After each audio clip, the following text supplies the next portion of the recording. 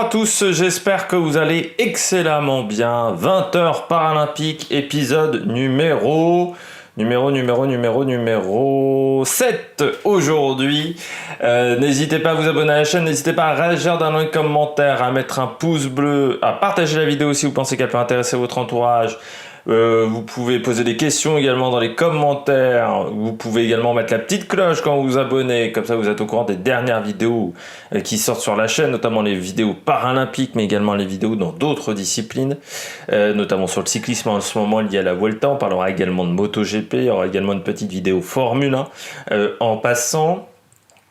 Et puis dans cette vidéo, ce qu'on va faire, on va parler des médailles des Bleus, on parlera du tableau des médailles, des résultats des Français, on reviendra également sur les résultats des sports collectifs, et puis on parlera du programme des Bleus de demain. La vidéo, je pense, sera un peu plus courte que les précédentes, tout simplement parce qu'aujourd'hui, il y a eu un peu moins d'épreuves également, il faut le dire, et puis qu'il y avait un peu moins de Français engagés, donc un peu moins de choses à dire forcément. On commence tout de suite par le tableau des médailles de cette journée. Nous sommes désormais 15e au tableau des médailles, nous sommes toujours 15e même au tableau des médailles, avec 4 médailles d'or, 8 médailles d'argent, 16 médailles de bronze, 28 médailles en tout, c'est-à-dire qu'on a déjà égalé la performance de Tokyo.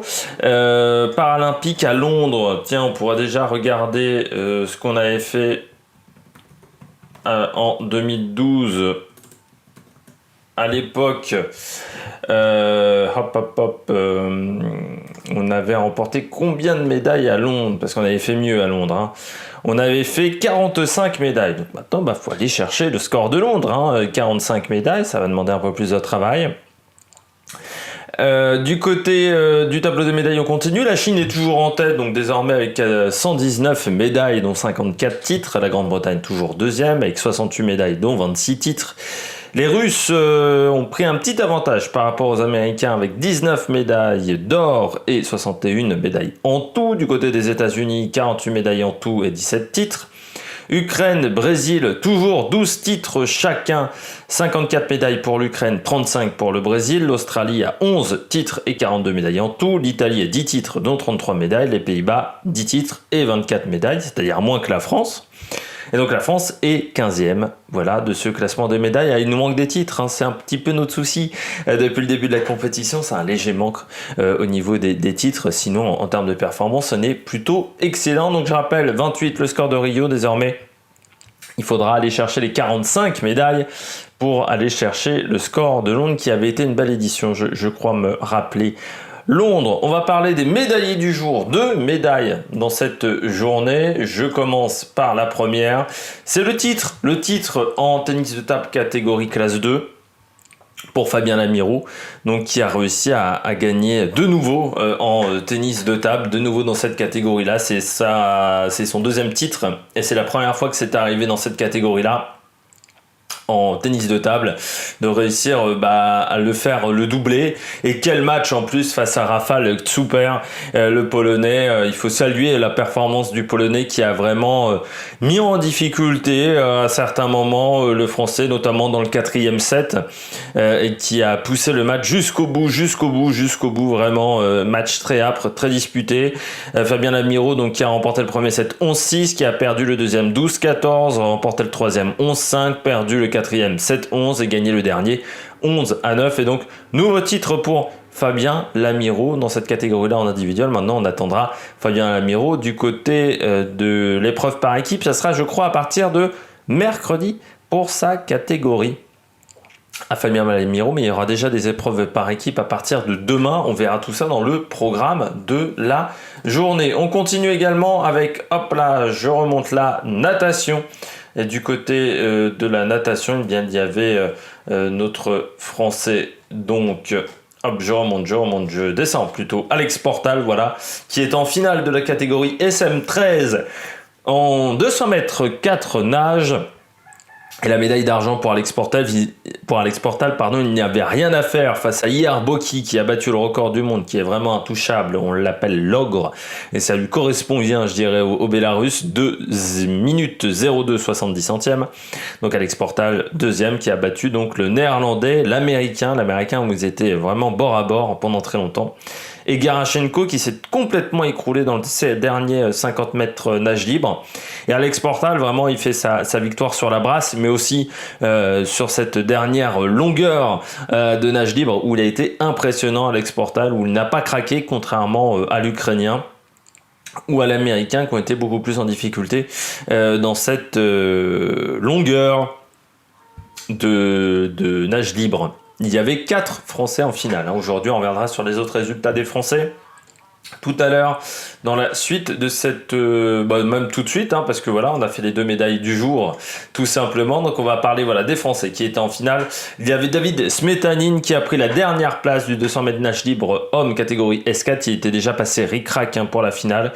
Il a fait 3:14,81. C'est l'Israélien Amir Omer Dadaon qui a fait un record assez exceptionnel en 2:44,84. Vraiment, il était seul au monde, l'Israélien. Et David Smetanin qui fit quasiment 30 secondes derrière l'Israélien. Donc, il n'y avait pas grand-chose à faire. Surtout qu'il est allé un peu moins vite déjà qu'en éliminatoire où il était passé difficilement. Il y avait également Hugo Didier qui était en finale de la catégorie S9 dans le 100 mètres d'eau.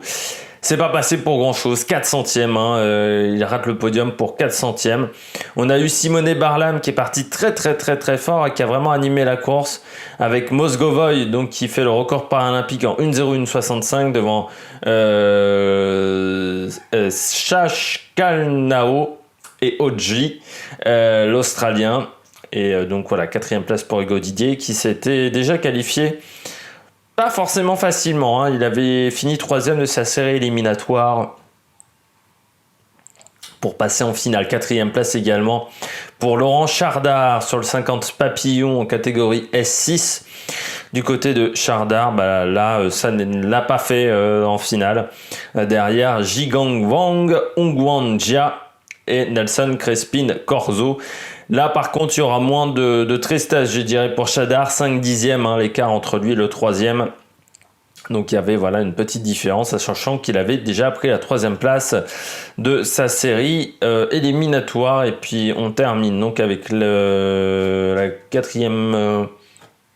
non, il y en avait 4 en finale. Donc, voilà, j'ai donné les résultats des 4. Pardon. On continue du côté... des Français, il y avait de la boccia, victoire de Samir van der Beeken lors de son 3e match, Massa Anna Ntanta, 4-2 dans cette rencontre. Voilà, donc victoire pour Samir van der Beeken. On rappelle que c'est encore une phase de poule, mais je crois que ça sera quand même compliqué pour aller dans la suite de la compétition. C'est en catégorie BC3. Il y avait également du CC Foot, défaite de l'équipe de France 1-0 face à la Chine. Donc la qualification sera impossible. L'objectif, ça sera de gagner face aux Brésiliens qui, je rappelle, n'ont jamais perdu aux Jeux paralympiques. Donc ça risque d'être quand même un petit peu difficile pour les Français. En fait, le score est assez trompeur parce que les Chinois ont eu énormément d'occasions. Heureusement, le gardien français Alessandro Bartolomucci qui a remplacé le premier gardien, le gardien du premier match qui était Jérémy Sofiso, a fait un meilleur match que Jérémy Sofiso. Il a arrêté, il a fait 7 ou 8 arrêts avant le but. Mais bon, il était mitraillé de partout par les Chinois. Le Français, à un moment, il a craqué. Une petite erreur de main sur le but chinois, mais il a quand même sauvé la baraque pendant très longtemps. Ça s'est passé à 3 minutes 40, je crois, sur un coup franc. Je crois me souvenir, à 3 minutes 40 de la fin de la rencontre. Donc en CC Foot, pardon, il y avait également de l'athlétisme. Charles-Antoine Kouakou qui s'est qualifié pour la finale du 400 mètres T20 en prenant le 2e temps de sa série. Derrière Delibert Rodriguez Ramirez, 48,57 pour l'Espagnol, 48,85 pour le Français. Il a fini devant un Équatorien. J'ai l'impression que c'est un Équatorien. Non, colombien. Ah, non, un équatorien. Allez, je vais tenter colombien. Colombien, c'est le petit dessin sur le drapeau qui change, donc autant vous dire que là, le drapeau étant tout petit, donc c'est compliqué de dire. 48,89. Julien Casoli s'est également qualifié pour la finale du 1500 mètres T54 en prenant la 3e place qualificative de sa série. En 3,03,48, il a quand même devancé notamment Brent Lakatos, qui n'ira pas en finale, et ça c'est un petit peu une surprise de la part du Canadien, et Brian Zeman également n'est pas passé. L'américain, donc voilà, des petites surprises du côté de l'athlétisme, du côté des concurrents étrangers. On continue avec l'équitation. Il y avait une Française qui pouvait faire le Grand Prix en épreuve freestyle, et Chiara Zenati a pris la dernière position de cette épreuve. Elle s'était déjà qualifiée en 8e et dernière position pour cette épreuve après l'épreuve imposée. Et c'est le Danois Tobias Thorning Jorgensen qui s'impose avec un score assez exceptionnel quand même en dressage de 84% devant Natasha Baker 77% et Anne-Catherine Lubé 76%. Et donc Chiara Zenati a fait 70-187, mais elle n'était absolument pas déçue en interview. Elle a seulement 18 ans et en équitation, on le sait, chez les valides et chez les Paralympiques, c'est également le cas. L'expérience compte énormément. On continue avec le tir sportif. Il y avait la finale en catégorie SH1. Et Didier Richard a pris la 7e place. Il avait fini 6e des qualifications, voilà, avec un score de 140,6. C'est le Chinois Shao Dong qui a fait le record paralympique avec un score de 246,4, en sachant que le record des qualifications avait déjà été battu par Jin Ho Park, un Sud-Coréen, 631,3. Il n'a fini que 3e de la finale avec un score de 224,5 derrière un Ukrainien. On continue en carabine à air debout SH2 à l'épreuve à 10 mètres. Eh bien, il y avait un Français en finale, Tanguy de la Forêt, qui a fini 5e avec le score de 188,6. Là encore, pas de... Enfin voilà, devant, ça a fait des très bons scores, notamment le Suédois Philippe Johnson qui remporte le titre et également record paralympique avec 252,8, en sachant qu'il y avait 3 Français qui étaient engagés, mais que les 2 autres, Kevin Lyotte et Alain Quitté, n'ont pas passé les qualifications. Kevin Lyotte, ça s'est joué d'à rien face à Tanguy de la Forêt. Ça s'est joué à 6/10 de points, donc vraiment rien. Et Alain Quitté, lui, a fait un score de 627. Il a fini 13e. Il y avait également du tir à l'arc.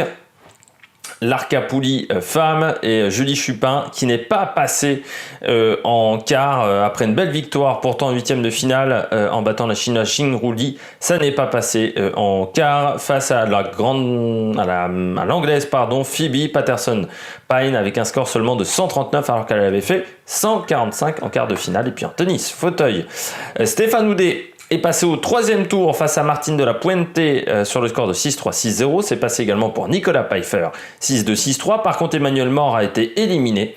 Et en ce moment, se tient le double quart de finale pour Stéphane Houdet et Nicolas Pfeiffer face à Kaver Zaki et Martine de la Puente. Et le match est toujours en cours.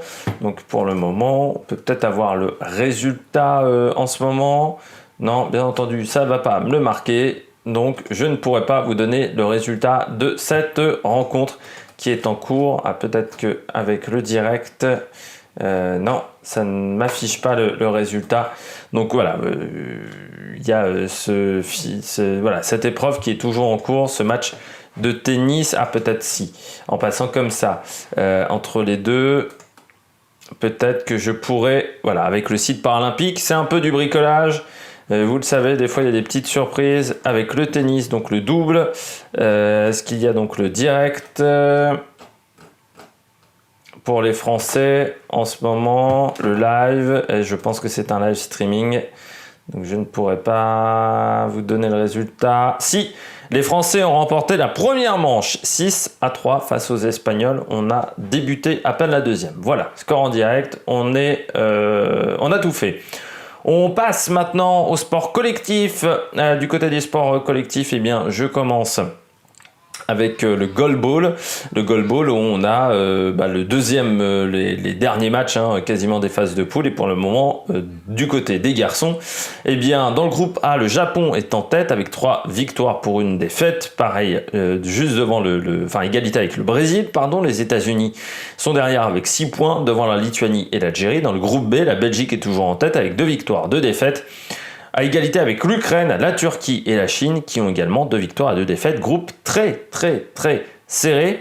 Et même l'Allemagne, toutes les équipes ont le même nombre de points. Et pour le moment, la différence se fait à l'average goal et c'est pour ça que la Belgique est en tête. Donc vraiment un groupe très indécis, ce groupe B. Du côté du groupe C, du côté des filles, la Chine est en tête après 4 matchs devant Israël, la Russie et l'Australie. Le Canada est dernier avec 3 points seulement, en sachant que l'Israël, la Russie et l'Australie sont à égalité de points avec 6. Donc là aussi, ça se joue à l'average goal. Et du côté du groupe D, eh bien, la Turquie et les États-Unis sont à égalité avec 9 points en tête du groupe, devant le Japon 7 points, le Brésil 4 points et l'Égypte 0 points en goalball. On continue avec donc le CC Foot. Et du côté du CC Foot, donc dans le groupe de la France est dernière, en sachant que le Brésil a gagné ses 2 premiers matchs. Et donc le Japon et la Chine sont à égalité et se bagarreront dans leur match. Ça sera très intéressant de savoir laquelle des 2 équipes qui ira dans la suite en demi-finale. Et puis l'Argentine est toujours en tête devant le Maroc et l'Espagne. Et la Thaïlande qui est dernière également avec 2 défaites dans le groupe B. On continue du côté de l'épreuve de sitting volleyball féminine. Eh bien, le Brésil est en tête avec 2 victoires en 2 matchs devant l'Italie. Le Canada est 3e et le Japon dans le poule B, c'est la Chine qui est en tête également, 2 victoires en 2 matchs devant les États-Unis, la Russie et le Rwanda. Et du côté des garçons en sitting volleyball, en volleyball assis donc, c'est la Russie qui est en tête dans le groupe A devant l'Égypte, la Bosnie-Herzégovine et le Japon. Et dans le groupe B, c'est l'Iran qui est en tête devant la Chine, le Brésil et l'Allemagne. Je rappelle que l'Iran qui a dans ses rangs le joueur le plus grand, enfin l'un des hommes les plus grands du monde, qui est d'un des joueurs, 2,46 m, c'est assez impressionnant, même assis, il atteint le filet. Dans le basket, du côté des garçons, en groupe A, c'est l'Espagne qui mène avec 5 victoires en 5 matchs devant le Japon, la Turquie, le Canada, la Corée et la Colombie qui a perdu ses 5 premières rencontres. Dans le groupe B, la Grande-Bretagne qui a gagné son dernier match face à l'Australie. Les États-Unis sont 2e, l'Australie est 3e, l'Allemagne 4e. C'est très serré, toutes ces 4 équipes sont regroupées en seulement 1 point. Et puis l'Iran 5e devant l'Algérie qui a perdu ses 5 matchs. Eh bien, on passe tout de suite en cette fin de vidéo sur le programme de demain. Demain, nous serons le mardi 31 août et c'est la reprise du cyclisme et désormais le cyclisme sur route avec les épreuves de contre-la-montre hommes, notamment Alexandre Léoté qui partira à 1h du matin en catégorie C2. Marie Patouillet partira elle à 1h18 du matin en catégorie C5. Catel Alençon du côté des filles en catégorie C4 partira à 1h30 du matin. Élise Marc elle partira à 1h55 en catégorie C1 C3. En H5, c'est-à-dire en handbike, catégorie la moins touchée, eh bien Loïc Vergniaud partira lui à 2h13 du matin. Arnaud Assoumani, du côté de l'athlétisme, aura sa finale du saut en longueur à 2h30. Riyad Tarsim en H3, ça c'est du contre-la-montre, c'est du cyclisme, ça sera à 2h40 du matin pour ce contre-la-montre. Florent Joigny en H2, ça sera à 3h15 du matin. Florent Marais fera de la natation avec sa série éliminatoire en catégorie S10 du 100 mètres papillon à 3h30 du matin. Claire Suppiot aura le 100 mètres en catégorie S9 à 3h43. Le dernier match de CC Foot à 4h30 du matin entre la France et le Brésil. Il y aura Julien Casoli et sa finale en catégorie T54 sur le 1500 mètres à 4h46. Le premier match en paratennis de table dans le par équipe femmes dans les classes 6 à 8. Ça sera à 6h du matin. On a notamment Gina Nguyen, Stéphanie Loyelette, Pritika Pavad, Tou Kassamfou et Anne Bardéou dans cette catégorie-là. En contre-la-montre catégorie B, il y aura Raphaël Bogilia, Alexandre Loveras à 6h30 du matin, notamment avec Corentin Hermenot et François Pervis. Il y aura le contre-la-montre catégorie C5 à 6h47 avec Kevin Lefkumpf et Dorian Foulon. Le tennis de table qui continuera avec le quart de finale pour les hommes en catégorie 4, en classe 4 et 5 pour Maxime Thomas, Nicolas Savant-Héra et Florian Merrien à 11h. Le match également en catégorie classe 9 à 10 à 11h pour Simon Gauzy, Emmanuel Lebesson, Alexandre Cassin, Gilles de la Bourdonnais et Matteo Boeas, donc dans cette catégorie-là. Sachant que non, il y a dû avoir une erreur parce que Lebesson et Gauzy étaient dans la catégorie, étaient en valide. Je pense qu'il y a dû avoir une erreur en 9 et 10, je pense. Oui, je pense qu'ils se sont trompés très clairement pour les Paralympiques. Voilà, ils ont mis des mauvais noms, donc c'est pas le Besson. Et comme Pretica Pavad, je pense que c'est une erreur chez les filles, parce que Pretica Pavad, pour moi, elle a fait les Jeux Olympiques. Je me disais, il y a des fois des erreurs sur le site de l'équipe de France. Je rappelle que vous pouvez retrouver tous les résultats des Jeux Olympiques, c'est sur le site des Paralympiques, c'est www.paralympique avec un C parce qu'on est en anglais.com, et vous pouvez également retrouver les résultats de l'équipe de France sur résultats avec un S.équipe-de-France-tout-attaché.com. Je vous mets ces deux sites dans la description un petit peu plus en bas. J'espère que vous avez aimé cette vidéo. Je clôt donc cette septième